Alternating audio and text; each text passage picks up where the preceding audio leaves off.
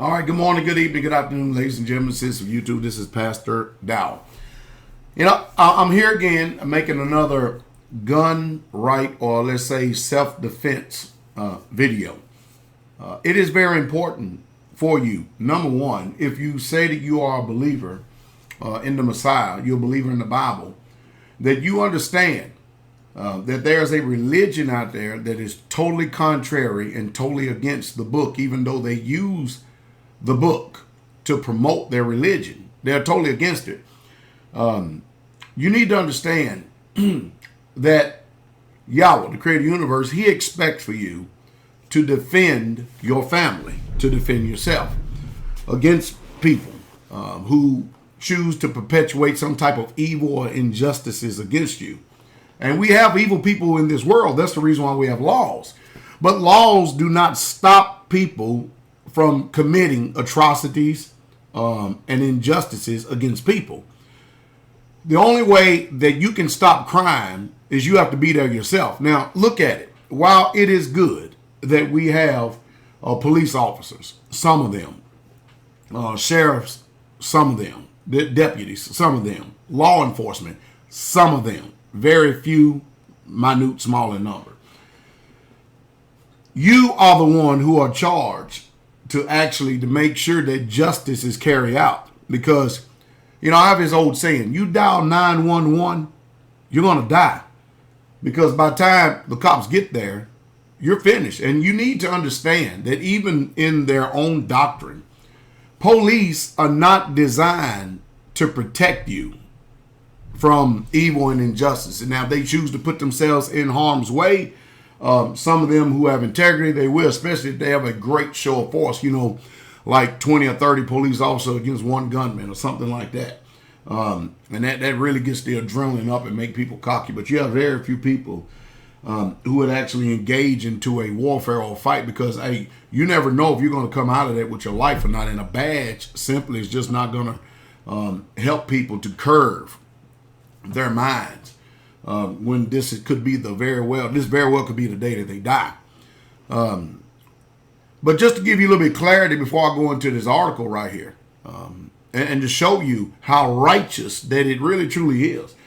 Not only for you to carry a modern day sword, which is a gun. You do need a gun. You need a because you're not allowed to carry around. Where is that knife at around here? I don't know telling where it is right now, but you're not allowed to actually carry around big gigantic machetes and knives in what they call a civilized society. But yet you can carry around something that is a lot more deadly and a whole lot more lethal than a machete or a knife of extraordinary size. And with a gun, you do not have to worry about getting up close and personal as you would have to in a knife fight. But to put you in proper order, mind, and perspective, here in America, people seem like that they esteem the words of Jesus as if they are the words of God himself, But on careful evaluation, you find out that, listen to my statement right here, religion binds you from doing the things that you should be doing. Religion has a way of actually altering your conscience and your mindset, even though you can sit here and read what it says. Religion is very powerful. Belief is very powerful. You can believe wrong and act wrong. And it doesn't mean that you're right, but religion has a great influence upon mind. That's why self-autonomy is much needed and desired in the time that we're living in.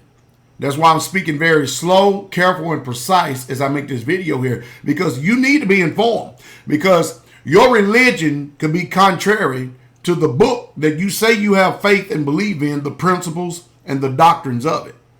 But I'm going to read this in Luke 22:36, and I'm going to read Luke 22:38 from the King James Version of the Bible. Listen to what the book says. Luke 22:36, and these are the words of Jesus. All right. Then said he unto them, but now he that hath a purse, All right. He did have a purse. You understand that? That means a money bag, something that you're going to carry money in. All right. Look what it says right here. Let him take it, and likewise his scrip. All right. A scrip is something like a wallet that shepherds would carry to keep their provisions in. Okay. Now watch this. Watch this. And he that have no sword, if you do not possess a sword, if you do not have a sword, a large knife used for killing. And it's also used for thrust and is used for self-defense. Why do you think Peter had one on him when he cut off that guy's ear in the Garden of Gethsemane? But hey, think about this. Jesus did not tell him to get rid of his knife. He told him to put it back in its place because at that particular time, Peter was interfering with the will of God. All right? Now listen to me. And he that have no sword, listen to what Jesus said. Let him sell his garment. That means if you got an expensive garment, now I wouldn't get a gun for this right here, but you understand what I'm saying. If you have an expensive garment, you sell that and buy one. So the modern day sword, because you have to be able to bring things in proper order perspective, is the gun. All right, follow me? No matter how big or how small. See this nice little gun right here? No matter how big or how small, very lethal, a whole lot lethal, more lethal than a knife. This little bitty small gun. This is a Desert Eagle 380. All right, fits good in back pockets. You can easy concealed. A very good carry gun. All right, it's a micro Desert Eagle 380. That's what that one is. Now listen to me. He says in Luke 22:38, and he said, Lord, behold, here are 2 swords, 2 of them. And he said unto them, it is enough. Jesus had no condemnation whatsoever at all for the disciples, the apostles, the early believers, the early assembly, the early church, whatever way, whatever superlatives you want to use to try to define who they were. He had no compunction whatsoever at all for those people to carry knives at the time because there was no guns, there were no firearms then. And I'm sure they wasn't regulated. I'm sure they didn't have to go get fingerprinted. I'm sure they have to go through any knife safety courses or classes. But I know you understand what's being said. And as a matter of fact, the Bible even commands that if you are in your house, and that's where we're headed, and a thief breaks in, the Bible clearly says in the law, you are to kill that man or that woman dead. Kill them dead. You see, when you get your mind and your conscience right, if you have to eliminate a threat, be it man or woman or 2 men or 2 women or just the threat in general, your mind will not condemn you. Your conscience will not condemn you. You know, we live in a world today, in a society, that people are more afraid of the courts, the laws, and the system than they are of the criminals. Now, that is backwards. When we have gotten to the point that we are more afraid of standing in front of some judge and what he might say in his twisted, warped, perverted mindset and the judgment of that, as opposed to defending ourselves from all enemies, be they foreign or domestic. Well, we're going to the news article, and I'll put it down here below. Listen to what it says. 2 men. Now, place yourself in this scenario. Put yourself in this category. 2 men use girl as human shield until her father guns them down. That is a good father right there, and I applaud him. You hear what he said? The father guns him down. Now let's go into the article here for a second, all right? Let's go into the article here for a second. It says, look at this. Daily Caller. A St. Louis couple is likely thankful to have guns in their home after they were forced to use them to defend their daughter against 2 men Monday night. Now, before I go any further, I guarantee that you probably will not see this particular article or this event out on the front page of CNN, USA Today, MSNBC. You may hear about it on Fox News. But I tell you, there's an agenda going forth here today. But I want to read this without interruption here for a section and give commentary as I go for understanding sakes. A St. Louis couple is likely thankful to have guns in their homes after they were forced to use them to defend their daughter against two men Monday night. Now look at this. The men, one of whom had an extensive rap sheet, confronted the couple's 17-year-old daughter after she stepped outside of the house to go to her car. Now listen.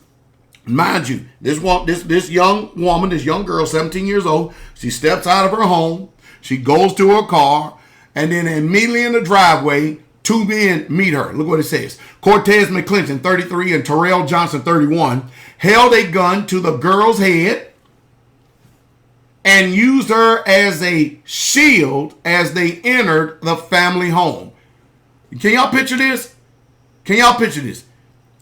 They take this girl, first of all, they put a gun to her head. No doubt they probably got their arm around her neck. And they're using her as a shield as they go into the family's home. I mean, think about it, because if you see your girl have a gun to her head and there's two men that has guns to her, what's the chances likely of you actually returning fire or even pointing a gun unless you're very proficient?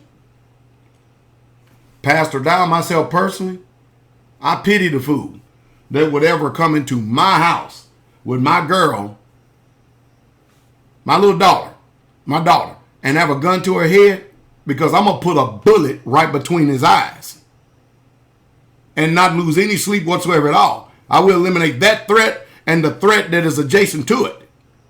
That's the reason why it's important for you to practice. Would it be a dry fire or going to the range? It's important for you to know your weapon, because you never know in that scenario. And the more you shoot, the more you are familiar with your weapon, no matter how much the adrenaline up. See, the ideal of practice is it, and the idea, you know, when you practice, it has a way of becoming second nature to you. And that's what needs to take place. You have to, you need to practice to the point that it becomes nature, second nature, that you do not have to analyze. You don't have to worry about what you're going to do if you're confident enough to be able to hit the target and eliminate it or not. Because you already have practiced enough. You know exactly what a round's going to hit. But if you have no experience, a little no experience at all, I wouldn't advise you to even begin to put your finger on the trigger, much less draw a gun in order to save your daughter's life. Because today you never know what these people are going to do. You never know. But at Pastor Dow, I promise you, I would have put a bullet. He could have come in and hold on. He would have had a bullet right there between his eyes. Because that bullet, by the time that bullet hit his eyes, it would have paralyzed that finger. It would have, and of course, I've already trained my daughter how to respond in a scenario like that, just in case that ever would take place. As soon as she will possibly hear the gunshot or she sees a certain look on her dad's face. But you think about that for a moment.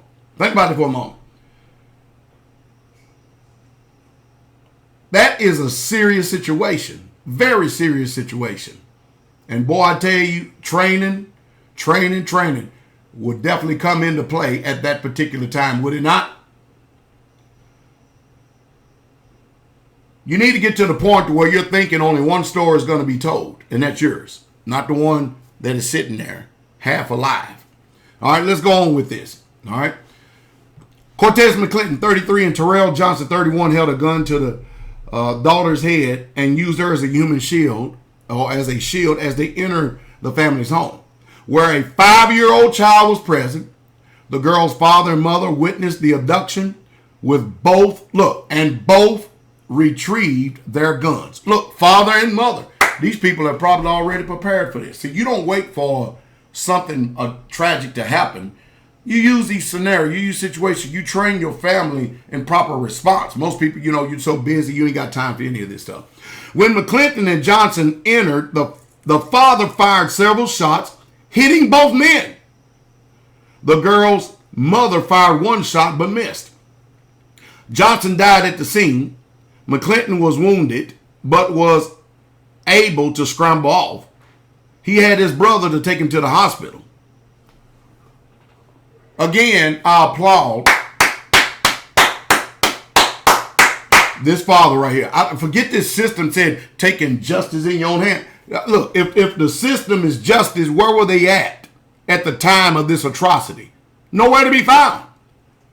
So if you want justice, you're gonna have to have justice at the power that's in your hand. You can't wait on the system. Because if this family didn't have any guns, I know it's a hypothetical situation. No, we haven't got there. We haven't got there, but we do know this. They had guns. Therefore, this man was trained. He was able to eliminate the threats. His daughter get to live happily ever after. I'm sure she's traumatized by the situation. But I tell you one thing, proper response.